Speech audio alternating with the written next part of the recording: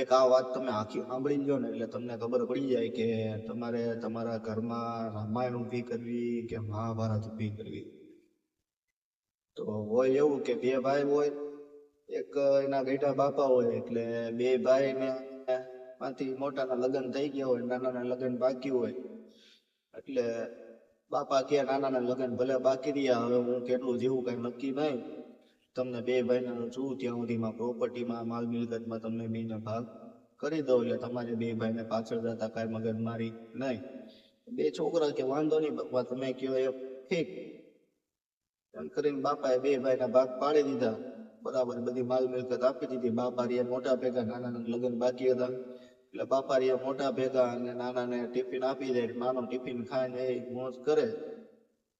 અને જેથી ભાગ પાડ્યા તેથી બાપાને 50 વીઘા જમીન હતી, બે ભાઈને 25 વીઘા જમીન તો આપી દીધી, પણ એ જમીન ઉપર જાહેર ઉભી હતી. એ જાહેરનો ભાગ તો પાડવો પડે, એટલે જેથી જાહેર લણાણી તેથી કઈક 100 ગુણી જાહેર થાય ને 100 ગુણીમાંથી બે ભાઈને 50 ગુણી જાહેર આપી દીધી. અને બે ભાઈ રાજી થઈને સાંજે હુઈ ગયા હતા. ને ઉતાતા તો રાતે મોટા ભાઈને વિચાર આવ્યો કે નાના ભાઈના તો લગ્ન બાકી છે ને આગળ જતા ખર્ચા પાણી હજી વધારે આવશે, તો આઈને 5 ગુણી જાહેર એના વધારે નાખી દો, કોને ખબર પડવાની 5 ગુણી જાહેરમાં. એમ કરીને 5 ગુણી જાહેર નાના ભાઈને વધારે નાખ્યા. ત્યાં નાના ભાઈને વિચાર આવે કે ભાઈ મોટા ભાઈ ભેગા બાપા છે ને છોકરા છે ને એની બાયું છે, એ થોડો ખર્ચો વધારે લાગતો હોય, આને 5 ગુણી જાહેર એના વધારે નાખ્યો. એટલે આને 55 થઈ ગઈ હતી, એમાંથી પાછી 5 ગુણી જાહેર એમાં નાખ્યા એટલે બેને 50 થઈ ગઈ. સવાર ઉઠે ત્યાં ગણે ત્યાં ખબર પડે બેને 50 ગુણી જાહેર છે. અને બે ભાઈને અંદરો અંદર એમ થાય કે આમ કેમ બન્યું હોય છે.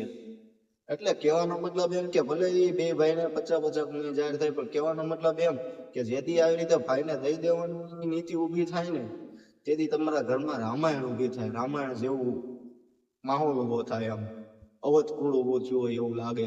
અને જેથી તમને ખબર હોય કે આ મારા મોટા ભાઈનું છે ને તોય તમારે ફોયની તીલી જેટલું એને દેવું નથી. અને આવી દુર્યોધન નીતિ જેથી તમારા ઘરમાં ઊભી થાય તેથી તમારા ઘરમાં મહાભારત ઊભું થાય. હવે તમારે વિચારવાનું કે તમારે તમારા ઘરમાં રામાયણ કરવી કે મહાભારત કરવું.